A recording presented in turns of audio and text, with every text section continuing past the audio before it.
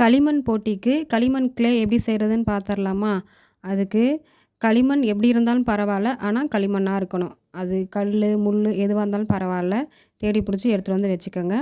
உடச்சி அதை இந்த மாதிரி தண்ணியில் போட்டு நல்லா கை வச்சு நைஸாக வர வரைக்கும் தண்ணியில் கரைச்சி விட்டுக்கோங்க. இந்த மாதிரி களிமண் எல்லாத்தையும் தண்ணியில் போட்டு கரைச்சதுக்கப்புறம் நம்ம வீட்டில் வடிகட்டி அம்மா வச்சுருப்பாங்கள்ல மாவு சலிக்கிறதுக்கெலாம், அந்த மாதிரி இருக்கிற வடிகட்டி எடுத்து இன்னொரு அகலமான பாத்திரத்தில் கொஞ்சம் கொஞ்சமாக ஊற்றி இந்த மாதிரி ஊற்றி ஃபில்ட்ரு பண்ணணும். கொஞ்சம் கொஞ்சமாக தான் ஊற்றி ஃபில்ட்ரு பண்ணணும். நிறையா ஊற்றினோம்னா வழிஞ்சிரும். அதுக்கப்புறம் டஸ்ட்டு எல்லாமே நம்ம ஃபில்ட்ரு பண்ண களிமண்ணில் போய் சேர்ந்துரும். அதனால தான் கொஞ்சம் கொஞ்சமாக ஊற்றிக்கணும். கொஞ்சம் கொஞ்சமாக ஊற்றி இந்த மாதிரி கை விட்டு நல்லா தேய்ச்சி விட்டுக்கணும். அப்போ தான் நல்ல களிமண்லாம் கீழே போகும். இந்த மாதிரி டஸ்ட்டு களிமண்லாம் மேலே தேங்கிக்கும்.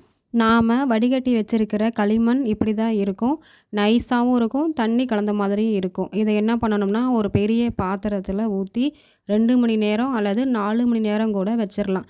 வச்சதுக்கப்புறம் பார்த்தோம்னா இந்த மாதிரி தண்ணியெல்லாம் மேலே தேங்கி இருக்கும், களிமண்லாம் அடியில் போயிருக்கும். இந்த தண்ணியை மட்டும் லேசாக வடிகட்டிட்டு அடியில் தேங்கியிருக்கிற களிமண்ணை ஒரு பழைய சாக்குலையோ துணியிலையோ போட்டு காய வச்சு எடுத்து பயன்படுத்திக்கலாம்.